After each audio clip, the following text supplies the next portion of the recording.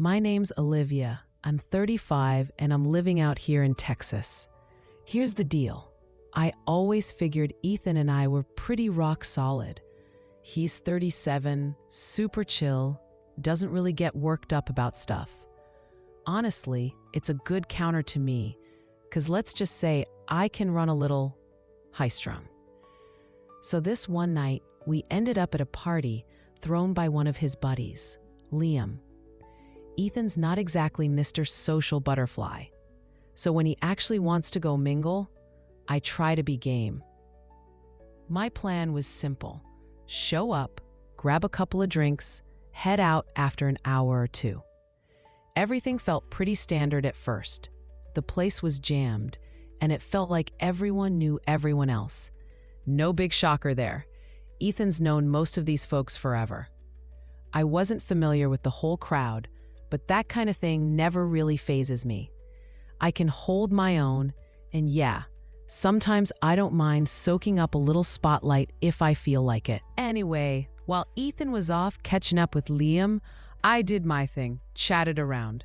A few hours deep, a bunch of us found ourselves in one of those classic party circles, just shooting the breeze, laughing about whatever. Then, someone tosses out this topic about relationships. You know, like how much you really trust your partner to step up if things got rough. It was all just talk, obviously, but the question kinda made me grin. I glanced over at Ethan, sitting right beside me, quiet like always, and before I could even stop myself, something just popped out, like, "Oh, Ethan? Yeah, I know he wouldn't exactly be my knight in shining armor. I mean, just look at him." It landed big time. Got a huge laugh, and you know that little buzz you get when you nail a punchline? Yeah, that hit me. So naturally, I kept the ball rolling. I started teasing him, about how the gym isn't exactly his second home, how sometimes jars put up a real fight, tossed in a crack about how if we ever got mugged, we'd probably both end up victims, 'cause he'd just stand there. People were losing it. Even Liam jumped in with some joke about Ethan forgetting leg day. It just snowballed.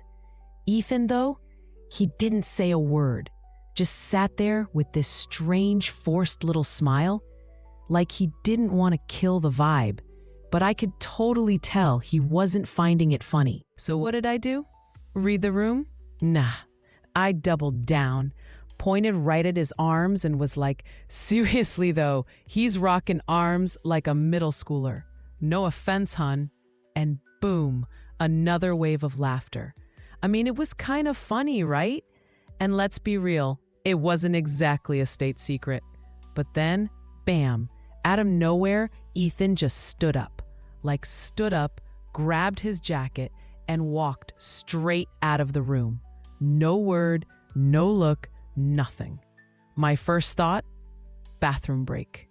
Maybe needed some fresh air, but after a few minutes ticked by and no Ethan, it hit me.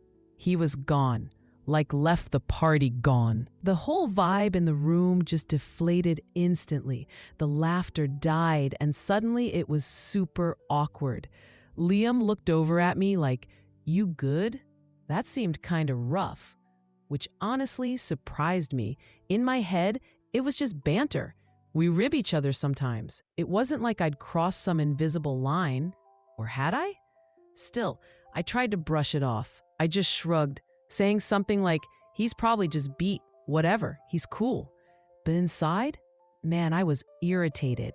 Like, what was his deal? It wasn't like I was spreading lies and nobody there was gonna suddenly think less of him.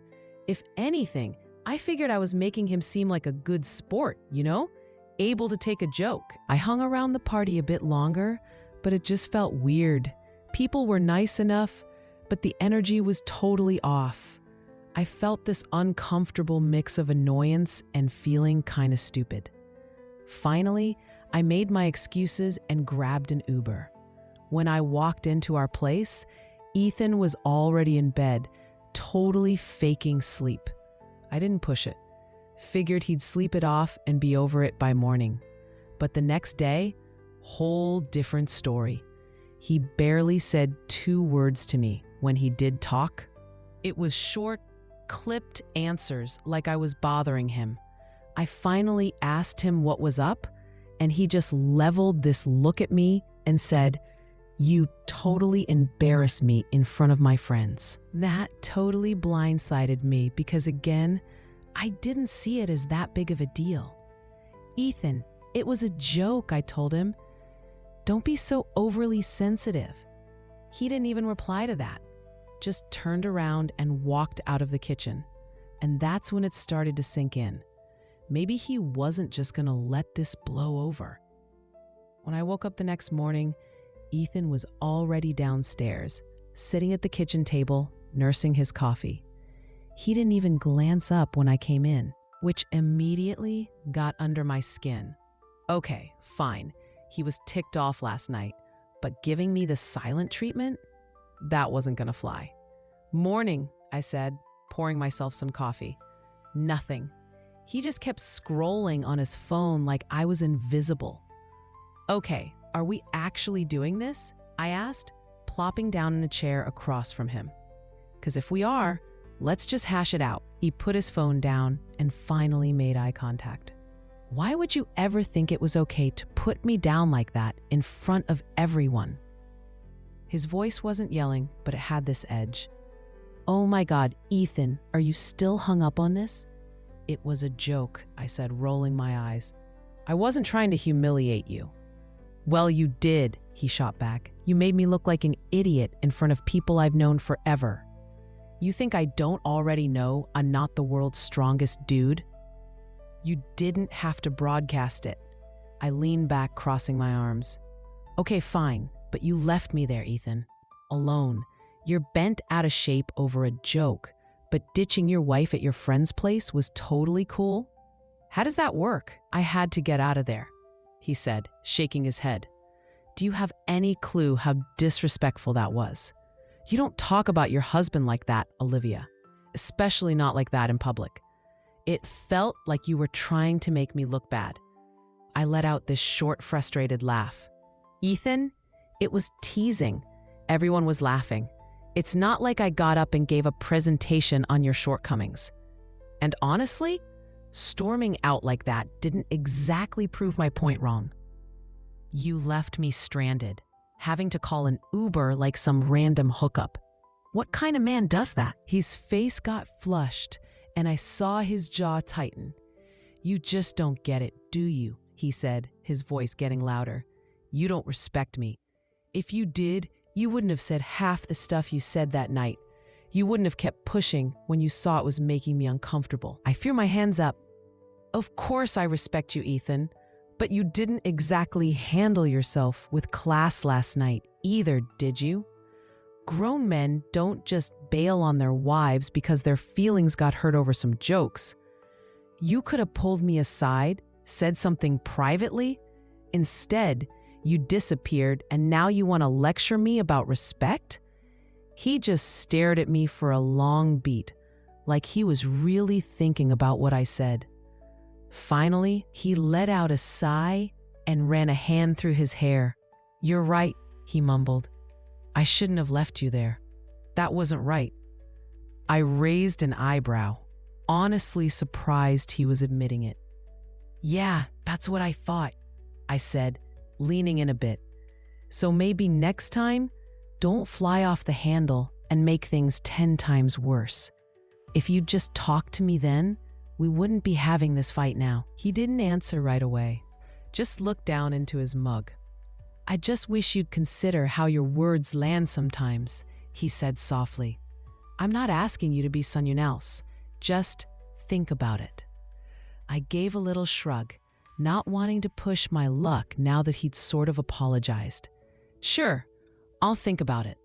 But you need to think about how you react to things too. Deal?" He nodded, but he still looked kind of pissed off.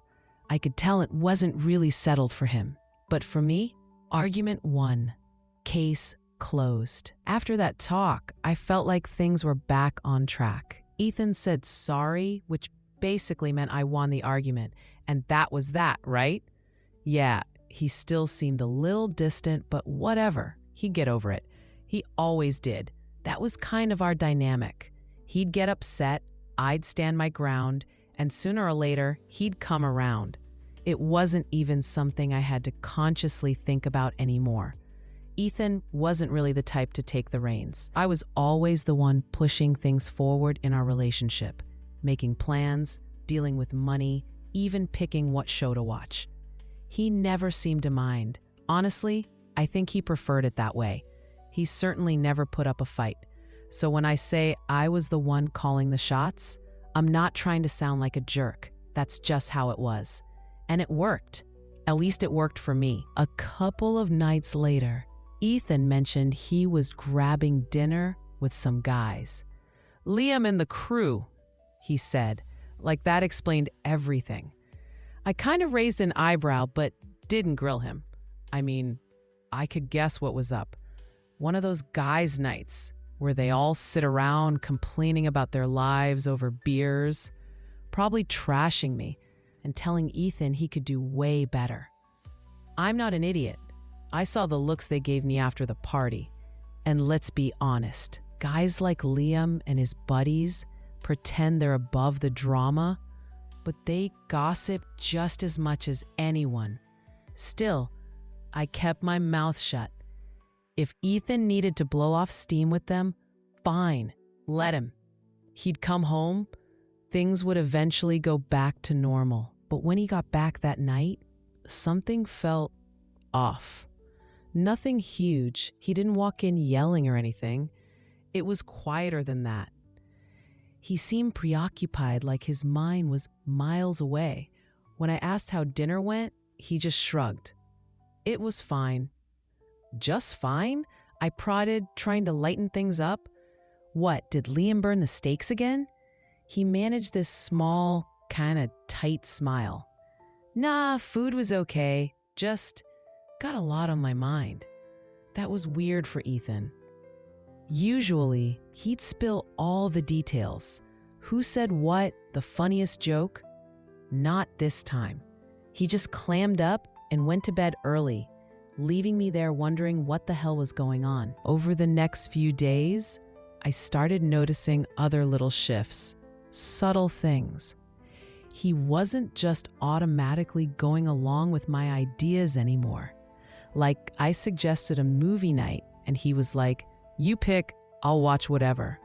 But his tone wasn't easygoing. It felt irritated. Or when I mentioned weekend plans, he casually dropped that he might go hiking with Liam instead. Hiking? Ethan wasn't exactly Mr. Outdoors. It wasn't just what he did either. It was his whole vibe. He seemed more self-assured, maybe, like he wasn't looking for my okay before deciding something. I wasn't used to it, and frankly, I didn't like it. Not because I needed to control him. Okay, maybe a little. But because it felt like he was pulling back, building a wall, and I had zero idea why. One night, I couldn't take it anymore. "You've been acting really different lately," I said while we were getting ready for bed. "What's going on?" He looked at me, and for a split second, I thought he'd brush it off. But then he said, "I've just been doing a lot of thinking. About us, about me, about what I actually want." That threw me. "What you want?" I repeated, trying to keep my voice steady. "What's that supposed to mean?" He shrugged. "Just, I've let things go for too long, been too agreeable, too whatever. I need to start sticking up for myself more. That's it." I tried to laugh it off, but inside, this weird knot of anxiety tightened. "You make it sound like I've been running some kind of boot camp here. Is this about the party? Because we dealt with that."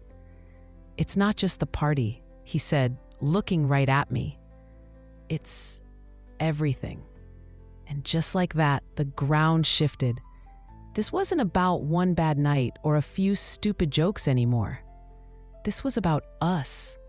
our whole relationship.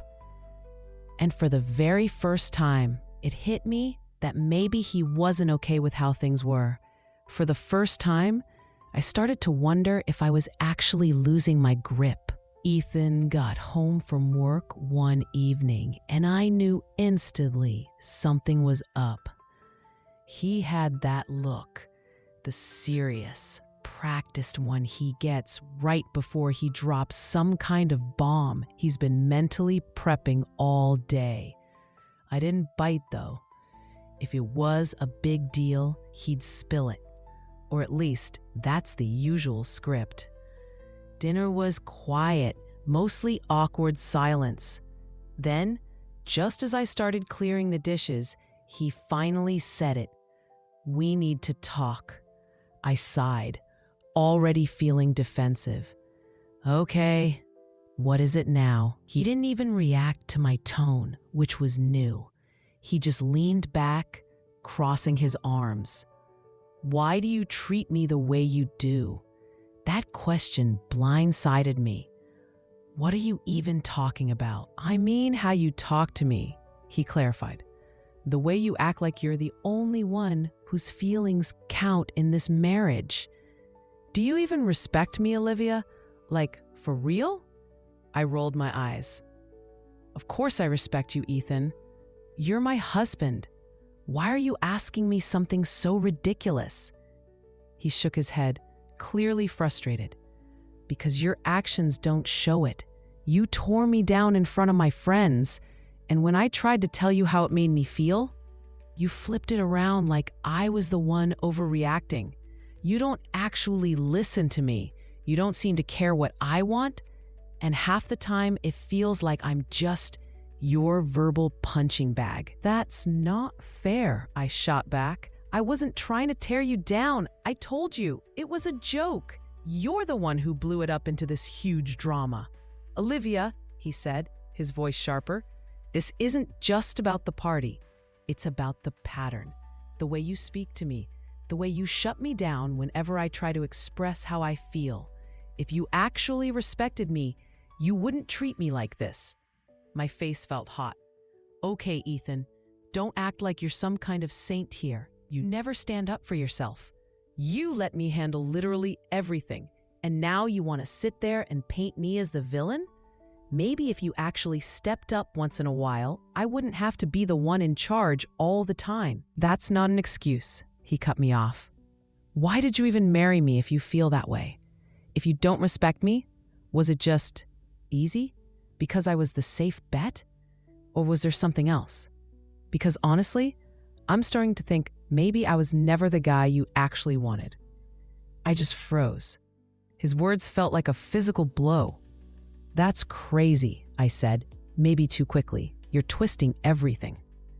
"Am I?" he challenged, his voice rising now. "Because the way you treat me, Olivia, it doesn't feel like love. It feels like tolerance, like I'm just there, like I'm not quite good enough for you. And maybe I never was." "That's not true," I snapped. But even as the words left my mouth, I felt my own argument crumbling. "You're blowing this out of proportion. You're letting Liam and your buddies get inside your head, aren't you? They've been feeding you this crap, and now you're trying to blame me for problems that don't even exist? My friends didn't make me feel this way," he stated, his voice firm. "You did. Maybe they gave me the nudge I needed to finally say something, and I'm glad they did. Because we can't keep going on like this, Olivia. This isn't working. It's not fair to you, and it's definitely not fair to me." I crossed my arms again, leaning back defiantly. "Oh, okay. So what's the plan? Counseling? Divorce court? You just gonna walk away because I made a couple of jokes you didn't like?" "This isn't about the damn jokes," he insisted. "This is about respect. It's about whether you even want to be married to me. Because right now, it really feels like you don't." I scoffed. "That's insane. You're completely overreacting." "No," he said, his voice suddenly calm. Steady. I'm asking you for the truth. Is there someone else? Or is it just that I was never really the one? That question just sucker punched me. For a second, I couldn't breathe, couldn't think. My first instinct was pure defense. Lash out, deny everything. But something in his eyes stopped me. He wasn't trying to start a fight. He wasn't accusing. He just looked tired, done. I shoved my chair back, standing up faster than I meant to. You know what, Ethan? Maybe your friends are right.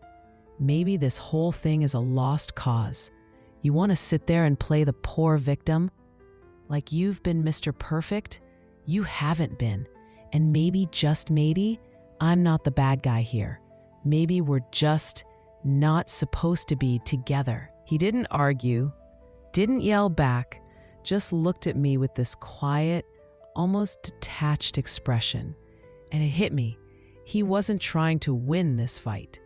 He was trying to see if there was anything left worth fighting for. "What do you want to do?" he asked, his voice quiet again. "'Cause I can't keep living like this, Olivia. We either figure out how to fix this, or we need to walk away." I didn't have an answer. For the first time in maybe ever, I was speechless. Ethan and I just sat there in that heavy silence after he laid it out. Fix it or walk away. It felt like an eternity. I wasn't used to him cornering me like that. Usually he'd cave, let me spin things, and we'd slide back into our usual routine. But this time felt different. He meant business, and the weight of his ultimatum just hung there. Finally, I let out a breath, trying to sound reasonable. "All right, if you really want to fix this, we can try counseling." His eyebrows shot up a little.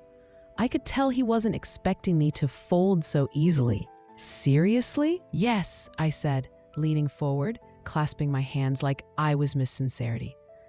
"I don't want to just toss our marriage aside. If you think counseling is the answer, then let's give it a shot." Okay, so it wasn't a complete lie. I didn't actually want a divorce. I liked the life we had, and Ethan was part of that picture. But deep down, I figured this was just a phase. He was feeling bold after getting hyped up by his friends, but he'd eventually settle back down. Agreeing to counseling? Sure. Actually finding a therapist and making appointments? That felt like a whole other thing. I told him I'd look into it, find someone, get us scheduled. But weeks turned into a month, and somehow I just never got around to it. Every time he asked, I had a ready-made excuse. "Oh, work's been insane." Or, "The good ones have huge waiting lists." Or, "I left messages just waiting for callbacks." He seemed to buy it at first. Or maybe he just wanted to. But eventually, he stopped asking. I took that as a sign he was over it, just like I predicted. Crisis averted, right? Then one evening, totally out of the blue, he brought it up again. We were just chilling on the couch, watching some random show, and he turned to me, completely calm, and said, "You never actually looked for a counselor, did you?" I stalled for a split second, then went into defense mode. "I told you, I've been trying.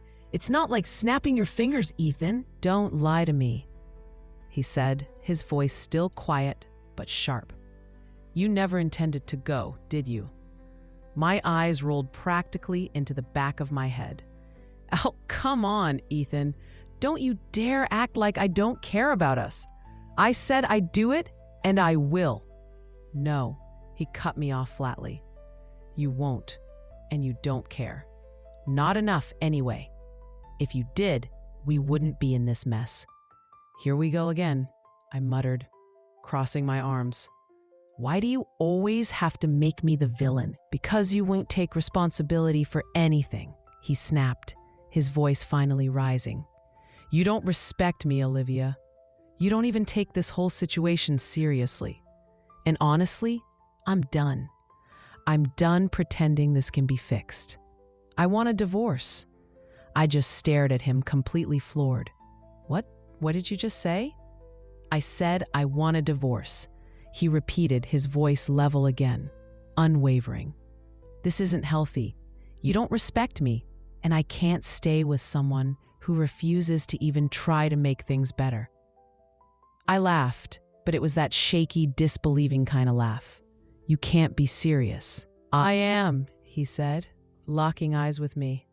I've been serious for a while. I just needed to be absolutely sure there was nothing left to save. And there isn't. You're being completely ridiculous, I insisted, shaking my head. You're just pissed off right now. You'll wake up tomorrow and realize how stupid this sounds. No, Olivia, he said firmly. I'm not mad. I'm clear. I deserve better than this. And that's when it finally crashed down on me. This wasn't a threat. It wasn't a tactic to get me to change. He actually meant it. He wanted out. And me, I completely lost it. Are you kidding me? I yelled, jumping up off the couch. You want a divorce? After everything? After all the years I put up with you being so damn passive and weak? Stop, he said sharply, but I was past listening. No, you're gonna hear this. I screamed, tears suddenly burning my eyes. You're pathetic, Ethan. You always have been. You let me walk all over you for years, and now suddenly you think you're some tough guy because your little buddies told you to grow a pair? You're a complete joke. Olivia, no. I wish I never married you, I shrieked, the words tasting like acid. You're an embarrassment, a fragile, weak excuse for a man. You can't even handle a little teasing without running crying to your friends like a toddler. And now you think you're better than me? By the time I ran out of steam, I was trembling, gasping for breath. But as the ugly words echoed in the sudden silence, a horrible realization hit me. There was no one else to point the finger at. Not Ethan, not Liam, not anyone. Just me. He stared at me for what felt like a lifetime, his face totally unreadable. Then he just stood up and walked toward the door. You don't need to say anything else, he said quietly. I'll stay at Liam's for a while. You can call me when you figured out what you really want. And just like that, he left. For the first time in our entire relationship, I wasn't the one holding the reins. And for the first time, I wasn't sure if I even wanted him to come back. Weeks crawled by after Ethan dropped the D word. He mostly crashed at Liam's, but swung by the house every few days for more clothes or to sort through some boxes. Seeing him was bizarre. It was like looking at a different person. The way he looked at me, the way he spoke, all the warmth was gone. It was like I was just someone he used to know. It gutted me every time. I'd try, make awkward small talk whenever he showed up, just desperate to cut through that icy distance between us. But he kept it brief, polite, like he was dealing with a distant colleague. The second the door closed behind him, I'd just crumble, sit on the couch, cry my eyes out, wondering how everything went so wrong so fast. But even hating the mess we were in, I couldn't quite make myself own my part in it. It was easier to tell myself it was his fault. His friends got in his head, turned him against me. That was the story I clung to, the one that kept me from completely sinking under the weight of regret. When the divorce papers were finalized, it was surprisingly fair. No major battles. Nobody got totally screwed. We split things down the middle. I got the house, he got the car, savings divided evenly. But it felt hollow. There was no winning, just this huge sense of loss. Like a piece of me was just gone. After it was official, Ethan stopped coming by completely. Silence. Then I'd see updates pop up on his social media, pictures of him grinning, out with Liam and the guys, hiking in spots I never even knew he was interested in. He looked good, happy, almost liberated. And the comments from his friends, all supportive of him, making it crystal clear whose side they were on. People I thought were our friends just vanished from my life. No more party invites, no checking in texts. Oof, like I'd been surgically removed from the entire social circle. My first reaction was anger. How could they all just ditch me? But deep down, a colder truth settled in. They were never really my friends. They were his, and they didn't like me. Maybe they never did. 3 months post-divorce, the silence from everyone else wasn't what stung the most. It was seeing Ethan seemingly thrive. Every happy picture, every casual status update felt like a personal stab, a reminder that his life was apparently better without me. That hurt more than anything. I desperately wanted to believe it was all for show, just him putting on a brave face. But the smile in those photos, it looked real.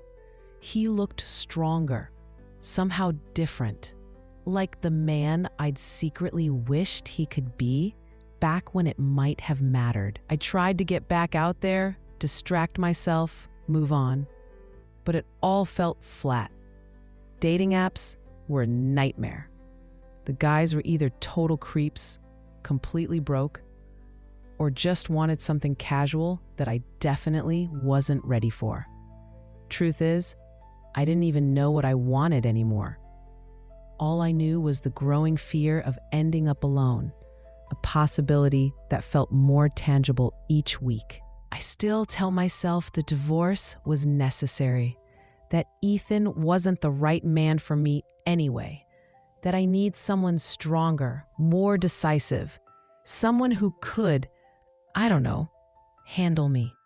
But then his name pops up on my feed, and that quiet, nagging voice whispers that I blew it, that maybe, just maybe, the problem wasn't him. Maybe it was me all along. But I'd never admit that out loud, not to anyone.